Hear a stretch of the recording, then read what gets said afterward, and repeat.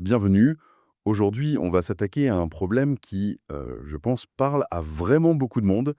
Comment on fait pour arrêter d'oublier tout ce qu'on lit? C'est un vrai sujet. Oui, on passe un temps fou à lire des livres, des articles, à regarder des documentaires, et une semaine plus tard, C'est le vide. c'est le grand vide.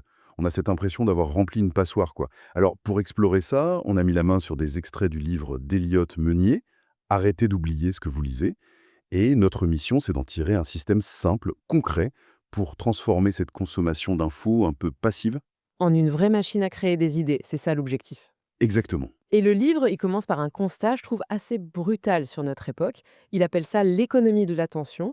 On est face à un paradoxe qui est total. Ah oui. D'un côté, l'information est partout. Elle est surabondante. Donc sa valeur, elle s'est effondrée. Et de l'autre, notre attention, notre capacité à se concentrer, c'est devenu la ressource la plus rare, la plus précieuse. Oui, je vois très bien. Le livre a un graphique là-dessus, non? Oui, un graphique tout simple qui résume tout. Une courbe de la valeur de l'info qui plonge et en miroir, une courbe de la valeur de l'attention qui, elle, explose vers le haut. C'est exactement ça. On vit au milieu d'un tsunami informationnel. Et personnellement, la sensation la plus courante, c'est d'être complètement dépassé. On ouvre un site d'actu et on est noyé en 30 secondes. Précisément. Et l'auteur suggère que ce sentiment d'être submergé, ça a des conséquences assez profondes. Face à un sujet complexe, disons la vaccination ou le changement climatique, la tentation est grande de chercher des raccourcis. Des explications simples qui donnent l'illusion de comprendre. C'est ça. Et c'est ce qui, selon lui, peut nourrir le succès de certaines théories du complot. Elles offrent, pour reprendre ses mots, une montagne facilement accessible pour voir le monde simplement. C'est une réponse claire, facile, face à un chaos qui demanderait un effort intellectuel énorme. Ce qui veut dire qu'il faut changer radicalement notre approche. Pas juste pour mieux retenir, mais carrément pour mieux penser. D'ailleurs, il utilise une autre métaphore que je trouve géniale, celle de la montagne, pour décrire le processus de création. Oui, elle est très parlante. La méthode classique, celle qu'on a tous apprise à l'école, la dissertation, le projet qu'on commence d'une page blanche. C'est comme escalader une paroi à pic. C'est un sprint, c'est épuisant.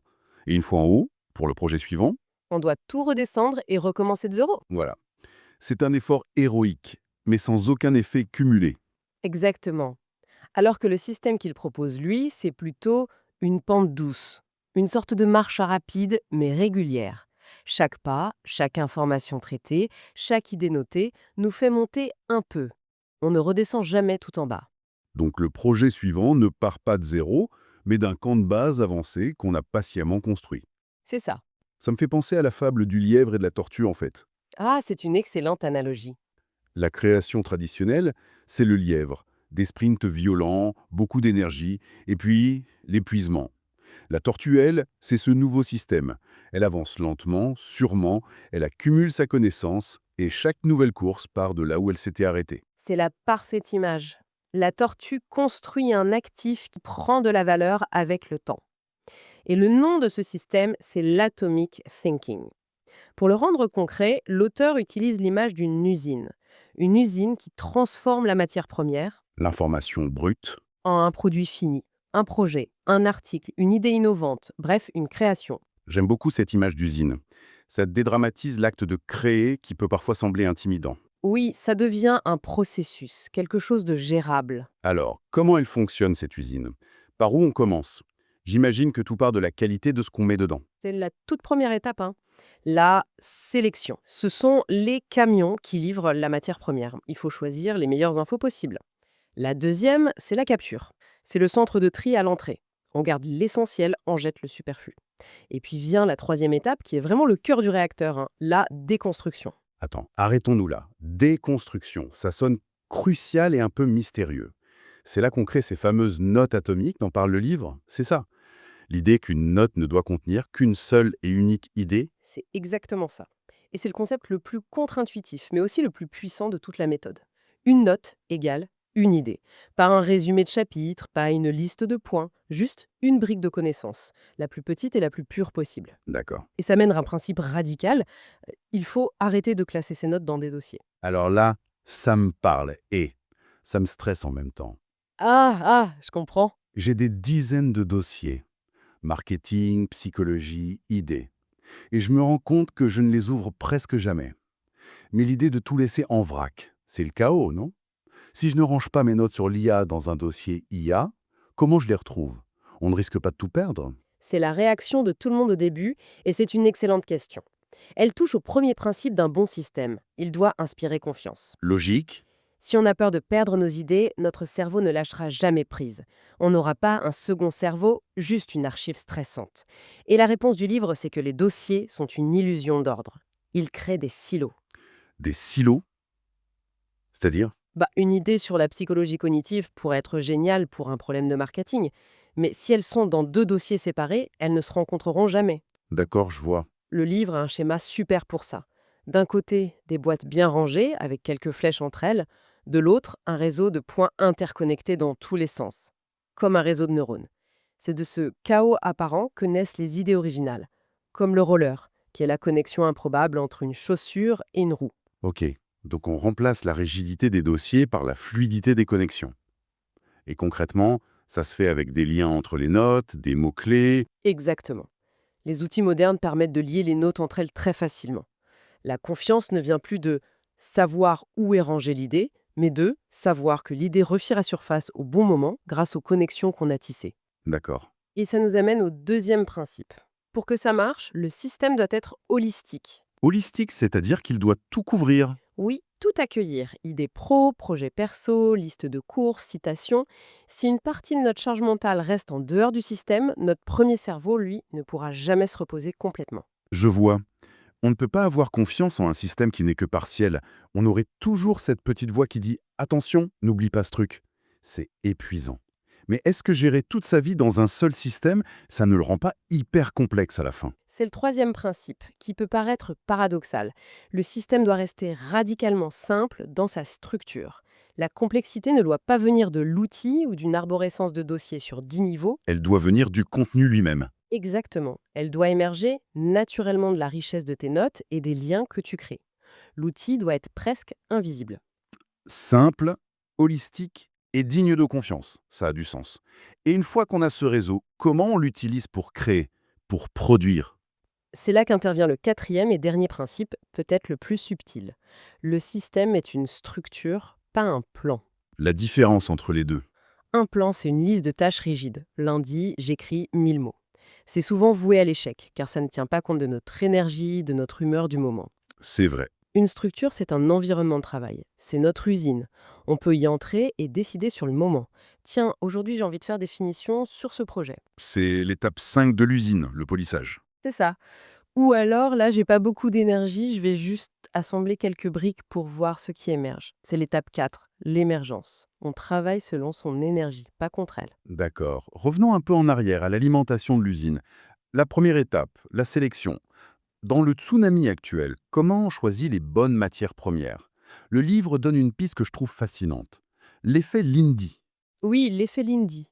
C'est l'idée que pour quelque chose de non périssable, comme un concept ou un livre, son espérance de vie future est proportionnelle à son âge actuel. Autrement dit, un livre qui est encore, lui, 100 ans après sa publication, a de fortes chances d'être encore pertinent dans 100 ans. Alors qu'un best-seller sorti il y a 3 mois, c'est beaucoup, beaucoup moins sûr. C'est un filtre très puissant contre le bruit médiatique.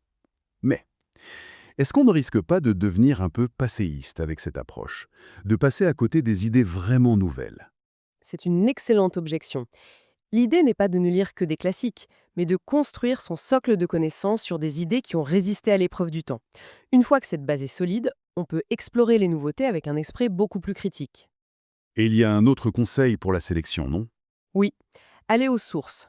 Au lieu de lire 10 livres de vulgarisation qui citent tous les mêmes 5 études, pourquoi ne pas prendre le temps de lire directement ces 5 études? C'est plus difficile, mais le gain de connaissances est immense, j'imagine. Exactement. Donc on sélectionne mieux et ensuite on capture mieux. J'avoue être le premier coupable du surlignage compulsif. Ah, on est nombreux dans ce cas. Je lis, je surligne des passages entiers en me disant «ça c'est génial, je vais y revenir».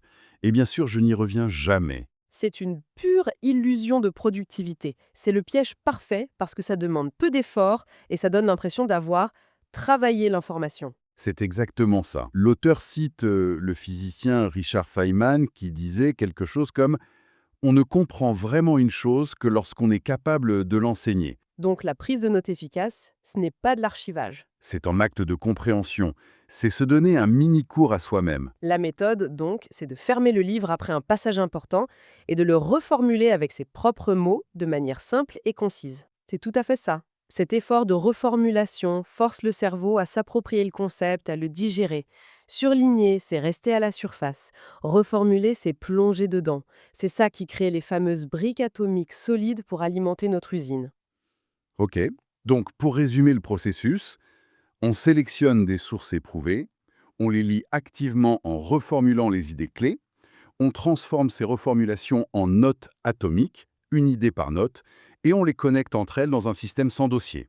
Ça semble être un travail de fond considérable au début. Quel est le retour sur investissement?